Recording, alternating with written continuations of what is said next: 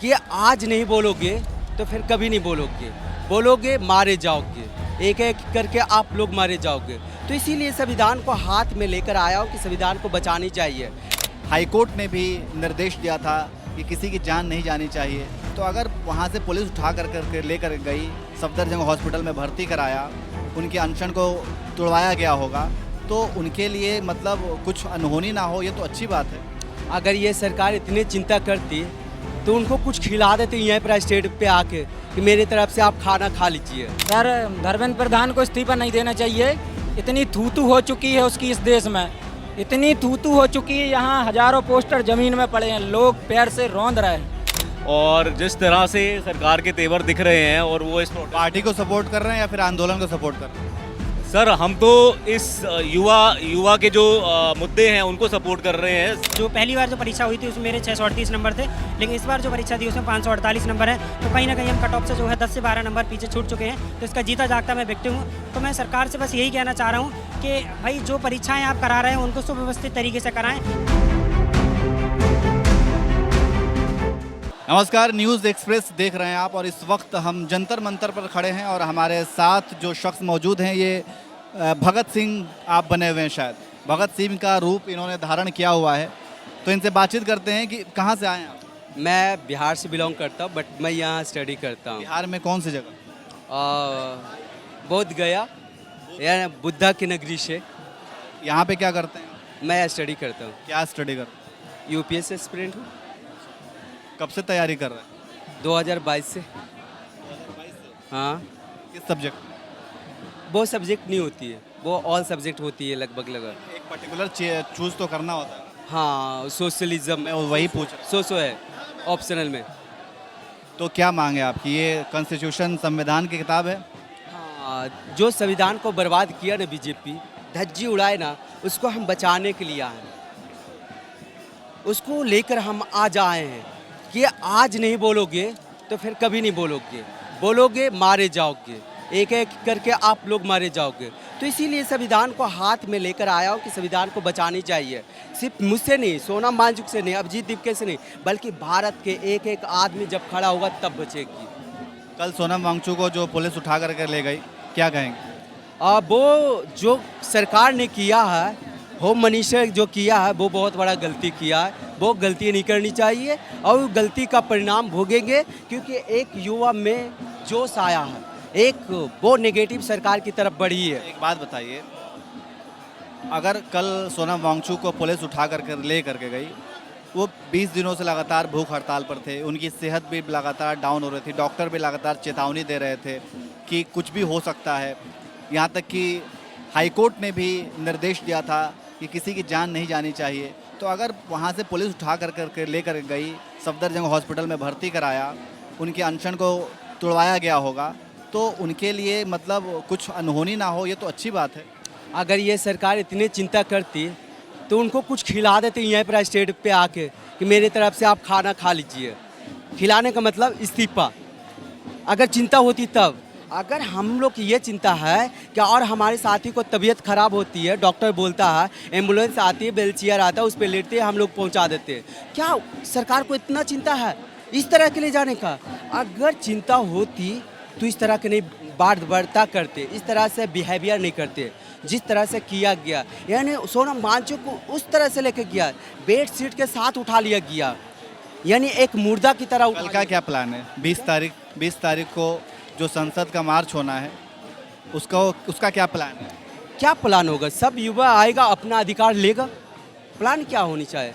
अगर धर्मेंद्र प्रधान ने इस्तीफा नहीं दिया तो फिर क्या होगा? जब तक इस्तीफा नहीं देगा तब तक जारी रहेगी, यहाँ हो या संसद में हो, कहीं भी हो। और अगर इस तरह का फिर दोबारा गलती ना करे सरकार, नहीं तो उसका फिर तो जानते हो कि युवा अगर जागता है तो फिर कुछ भी हो सकती है। और ये मैं कहना चाहता हूँ कि भगत सिंह सिर्फ हमारा देश में 15 अगस्त 26 जनवरी की सिर्फ जगती है उनके दिलों में, और बाकी के दिन सोया रहता है, यानी 364 दिन 363 दिन सोया रहता। तो ये कहना चाहता हूँ कि भगत सिंह को अगर जगाना हो तो आज और कल को जगाओ, क्योंकि भगत सिंह सिर्फ आज़ादी लेने में पार्टिसिपेट बनाते हैं। आपका नाम? प्रदीप कुमार। आप कहाँ से आए? मैं राजस्थान से। राजस्थान से। क्या करते हैं आप? मैं स्टडी करता हूँ। क्या स्टडी करते हैं? मैं अभी 12th किया अभी तो। हाँ? 12th किया 12th। हाँ। क्या ये पूरा मामला है, पता है आपको? अभी मैं तो आज फर्स्ट बार ही आया हूँ। तो ये घूमने के लिए आप आए हैं? नहीं, घूमने के लिए देखने के लिए आया हूँ। युवा प्रोटेस्ट कर रहा है धर्मेंद्र प्रधान का, क्यों प्रोटेस्ट कर रहे हैं? क्योंकि उन्होंने पेपर लीक हुए 22 लोगों ने सुसाइड किया है, उसके लिए प्रोटेस्ट कर रहे हैं। आप क्या चाहते हैं? आप चाहते हैं कि धर्मेंद्र प्रधान इस्तीफा दे? ये चाहते इस्तीफा देने से क्या होगा? इस्तीफा देने तो एजुकेशन सिस्टम सही होगा, उसकी जगह कोई दूसरा आएगा तो एजुकेशन सिस्टम इस्तीफा उनके दे देने से फिर पेपर लीक नहीं होगा? वो तो आगे का जो वो आगा एजुकेशन मिनिस्टर होगा वो देखेगा, फिर उसमें तो सरकार कुछ चेंज तो होगा ना, कुछ तो वो होगा। जी, सर इस्तीफा नहीं देना चाहिए धर्मेंद्र प्रधान को। पहले नाम क्या है? शैलेश पटेल मध्य प्रदेश से आए सर, मध्य प्रदेश में कौन सी जगह से? नरसिंहपुर से। आज आए हैं आप? नहीं सर, 4 दिन हो गए हमको। आप बताइए क्या? सर धर्मेंद्र प्रधान को इस्तीफा नहीं देना चाहिए। इतनी थूतू हो चुकी है उसकी इस देश में, इतनी थूतू हो चुकी है, यहाँ हजारों पोस्टर जमीन में पड़े हैं, लोग पैर से रौंद रहे हैं। इसको डूब मरना चाहिए। अगर वो डूब मर जाएगा ना तो शिक्षा व्यवस्था हो सकती है, अगला जो शिक्षा मंत्री आएगा तो हो सकता है ठीक ठाक से काम करे कि भाई जो पहले था वो शर्म के मारे डूब मर गया। और सब लोगों को पूरे देश में कह रहे हैं कि उस पर इतना थूतू करो कि वो आदमी शर्म से मर जाए। और पार्टी में भी जितने गद्दार लोग हैं सारे लोग अपने इस्तीफा दे दें और या फिर कुछ लोग डूब मरें। क्या गद्दार हैं? सर इतनी गद्दारी शिक्षा में, जिस जगह से हम आते हैं, अगर वो आप वहाँ के जाके स्कूल देख लोगे, इतनी हालत गंभीर है कि मिडिल क्लास का आदमी वहाँ बैठ नहीं सकता। गरीब तो, अमीर तो दूर की बात है, अमीर तो जाएगा ही नहीं, बहुत दूर से निकल जाता है। जो मतलब मिडिल क्लास का भी है ठीक ठाक घर का, वो वहाँ जाके 2 घंटे बिता नहीं सकता। इतनी बुरी कंडीशन है। वहाँ जाते हैं तो मास्टर भी मतलब कम समय के लिए जाते हैं। शिक्षा व्यवस्था इतनी बेकार है पूरी जगह, तो इसलिए जो है कि धर्मेंद्र प्रधान डूब मरे और हर राज्यों में जो शिक्षा मंत्री हैं वो लोग भी डूब मरें। अगर जहाँ जहाँ शिक्षा व्यवस्था ठीक नहीं है तो वहाँ के लोग भी, वहाँ के जो शिक्षा मंत्री हैं वो लोग भी डूब मरें। आपका नाम? मेरा नाम जसविंदर है और हम भी 15 दिन से यहीं पे कांग्रेस जनता पार्टी को सपोर्ट कर रहे हैं। और जिस तरह से सरकार के तेवर दिख रहे हैं और वो इस पार्टी को सपोर्ट कर रहे हैं या फिर आंदोलन को सपोर्ट कर रहे हैं? सर हम तो इस युवा के जो मुद्दे हैं उनको सपोर्ट कर रहे हैं। ऐसा कांग्रेस जनता पार्टी ऐसा कोई पार्टी नहीं है, ये एक आंदोलन है और एक सभी एक मंच है जिसमें सभी लोग पार्टिसिपेट कर रहे हैं, अपना गुस्सा लेके आ रहे हैं। तो इस यहाँ पे देखने को मिला कि भाई सरकार युवा के मुद्दों को इतना हल्के में ले रही है और अपनी तरफ से एक भी नेता 20 दिनों में उन्होंने नहीं भेजा। इससे पता चलता है कि सरकार किसी अलग ही मतलब ज़मीन से जुड़ी नहीं हुई है और जनता को वो कॉकरोच समझ रही है। सिर्फ एक भगवान, मोदी जी को भगवान मान के बाकी सारी जनता, इवन बीजेपी के जो मिनिस्टर्स हैं वो भी एक तरह से मुझे तो कॉकरोच ही लगते हैं, क्योंकि उनकी भी कोई सुनवाई नहीं है। आज की डेट में मोदी जी का जो मन करता है उसको उठा के वो कुर्सी पे बिठा देते हैं। इवन महामहिम राष्ट्रपति जी को भी मेरे को नहीं लगता कि बहुत सारी सपोर्ट होगी। वो भी सिर्फ मोदी जी का अपना डिसीजन रहा होगा जिसमें उन्होंने एक नॉर्मल से एक व्यक्ति को राष्ट्रपति बना दिया जो कि उनकी बात सुनते हों। आपका नाम? जी, मेरा नाम शिलेंद्र पाल है। मैं डिस्ट्रिक्ट एटा उत्तर प्रदेश से आया हूँ और मैंने इस बार जो है नीट की परीक्षा लिखी थी। तो जो है मेरा अभी उसमें जो हो तो नहीं पाया है। जो पहली बार जो परीक्षा हुई थी उसमें मेरे 638 नंबर थे, लेकिन इस बार जो परीक्षा दी उसमें 548 नंबर है। तो कहीं ना कहीं हम कट ऑफ से जो है 10 से 12 नंबर पीछे छूट चुके हैं। तो इसका जीता जागता मैं व्यक्ति हूँ।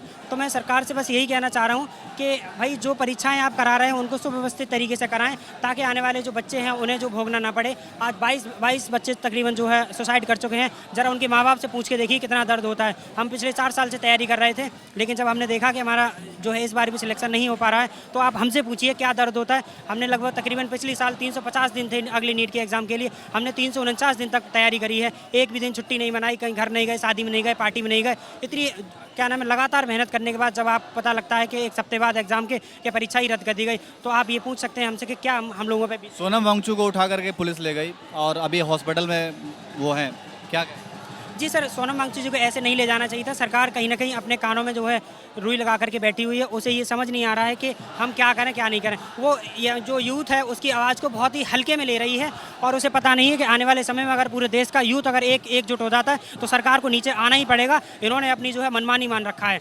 सत्ता जो है वो शक्तिशाली नहीं होती है, जो जिसकी कसौटी ये हो कि सिर्फ हम इतनी मेरी सीटें हैं, इतना वो है। सरकार वो शक्तिशाली होती है कि अगर उसके खिलाफ उठी हुई आवाज़ के खिलाफ कितनी संवेदनशील है, इस बात का बहुत ज़्यादा महत्व होता है कि संवेदनशीलता सरकार में बिल्कुल भी नहीं दिखाई दे रही है। अगर यही बात होती है, अगर हम धर्मेंद्र प्रधान जी की, तो टाल ठोक करके कह सकते थे कल आकर के कि आगे आने वाले जितनी भी परीक्षाएं होंगी उसमें एक भी पेपर लीक नहीं हुआ, लेकिन उन्होंने ये बात बिल्कुल भी नहीं कही मीडिया के सामने आकर के। छोटी छोटी बातें कह करके उन्हें शायद मुझे लगता है एजुकेशन मिनिस्टर होना ही नहीं चाहिए था, शायद उन्हें मुझे लगता है बोलना भी नहीं आता ठीक से, कुछ अकाउंटेबिलिटी लेना ही नहीं जानते। और यही नहीं, धर्मेंद्र प्रधान नहीं, भारत के एक भी मंत्री जो है अकाउंटेबिलिटी लेने के लिए तैयार नहीं है। इवन तो खुद प्रधानमंत्री आप देख लीजिए 2014 से लेकर के आज 2026 चल रही है, कितनी प्रेस कॉन्फ्रेंस की है। एक बात बताइए, अब तक जो भी एक राजनीतिक इतिहास रहा है भारत में, बड़े बड़े आंदोलन हुए, जेपी आंदोलन, इमरजेंसी के टाइम भी आंदोलन हुआ, 2011 में भी एक अन्ना का अनशन चला, उसके बाद तमाम पार्टियां निकली हैं, नई नई पार्टियां निकली हैं। जेपी आंदोलन के समय भी नई पार्टियां निकली, इमरजेंसी के समय भी नई पार्टियां निकली, 2011 में भी एक नई पार्टी निकली। क्या इस आंदोलन से भी कोई नई पार्टी आप देख रहे हैं निकलेगी क्या? देखिए सर, इसके बारे में तो हम ये बता नहीं सकते हैं कि पार्टी कोई नहीं निकलेगी, लेकिन जो सीजेपी पार्टी है वो हमारे लिए आई थी, हमारी आवाज़ बुलंद करने के लिए आई थी। अगर ये पार्टी युवाओं के साथ में आकर अगर बनती भी है पार्टी, तो इसका हमारी तरफ से जो है पूर्ण समर्थन रहेगा, पूरा समर्थन है हमारी तरफ से। जो भी पार्टी निकलती है मुझे लगता है उसको अकाउंटेबल होना ज़रूरी है। आज अगर बेशक प्रधान जी रहते हैं, मोदी जी रहते हैं, जो भी रहते हैं, उनका अकाउंटेबल होना बहुत ज़रूरी है कि आपके सामने जो सवाल किए जा रहे हैं आप उनका जवाब तो दीजिए। आप भगवान बन के बैठे हैं कि आपको कोई सवाल नहीं कर सकता, ये चीज़ गलत है। हमें अगर मोदी जी आए, बेशक कांग्रेस का कोई आए या जो मर्जी आए, अगर वो अकाउंटेबल नहीं है, अगर वो जनता के सवालों का जवाब नहीं दे रही, तो उससे बहुत बड़ी प्रॉब्लम है। राहुल गांधी इस प्रोटेस्ट से खुद को दूर बनाए हुए हैं, जबकि वो नेता प्रतिपक्ष है। क्या सबसे बड़ी गलती ऑपोजिशन की है कि ऑपोजिशन ने अपने आप को इतना बर्बाद कर लिया है, अपने आप को इतना नीचे ले गए हैं कि आज कोई जनता उनके साथ जुड़ना ही नहीं चाहती, उनके मुद्दों को सीरियसली लेती ही नहीं है। तो अपोजिशन का इसमें सबसे बड़ी कमजोरी है, जिसकी वजह से आज ये सीजेपी और इस तरह के वो अलग अलग स्टेट में छात्रों के गूंज करके कार्यक्रम कर रहे हैं, लेकिन वो यहाँ पे नहीं आ रहे हैं। बट वो जनता को एकत्र नहीं कर पा रही है, उनकी कोई रिलायबिलिटी नहीं रही है। I think that is the main reason कि वो खुद इतने घोटाले करके बैठे हैं कि आज की डेट में उनको कोई सीरियसली लेता ही नहीं है। तो सबसे बड़ी प्रॉब्लम ये है कि आपको एक अकाउंटेबल सरकार चाहिए। बेशक मोदी सरकार भी अगर अकाउंटेबल हो जाए तो हमें उससे कोई दिक्कत नहीं है, कम से कम आप सवालों के जवाब तो दें। जो भी आएगा, बेशक वो मोदी सरकार हो, बेशक वो कांग्रेस सरकार हो, उनको जवाब देना पड़ेगा। और हम लोग इसीलिए यहाँ पे हैं कि आपकी जवाबदेही बने। राहुल। आप क्या करते हैं? मैं सर जॉब करता हूँ। क्या जॉब करते हैं? मैं सर अकाउंट्स फील्ड में हूँ। क्या कहेंगे, आप यहाँ पे क्यों आए हैं? सपोर्ट करने सपोर्ट करते हैं सर, और धर्मेंद्र प्रधान जी का इस्तीफा मांगने। कल 20 तारीख को संसद में मार्च होने वाला है, संसद तक। उससे पहले सोनम वांगचुक को पुलिस उठा करके लेके गई, क्या कहेंगे? शायद उनकी ये सबसे बड़ी गलती थी, क्योंकि आपने पहले भी देखा होगा वो 20 दिन से लगातार प्रोटेस्ट कर रहे थे, थोड़ा शांत से बैठा हुआ था। जैसे ही वो उनको उठा के ले गए, इन्होंने इस प्रोटेस्ट को एक कहते हैं ना चिंगारी की ज़रूरत होती है, वो लगा दी। आज देश का हर युवा जाग चुका है सर। जिस तरह से वो उसको एक लोकतांत्रिक तरीके से लेके गए, गैर लोकतांत्रिक तरीके से, ऐसे एक जो आदमी अनशन पे बैठा है, जिसको चाहता तो वो अपने घर पे आराम से बैठ सकता था, वो आज देश के युवा के लिए, आपके बच्चों के भविष्य के लिए, हम जैसे बच्चों के भविष्य के लिए वो आज अनशन पे बैठा था। वो क्या ज़रूरत थी उसको सर बैठने की? वो हमारे भविष्य के लिए तो बैठा था। और आपने रातों रात पुलिस का कमिश्नर बदल के 2 दिन पहले उनको यहाँ से जो हटवाया है, वो आपने बहुत गलती करी है, बहुत बड़ी गलती करी है सरकार ने।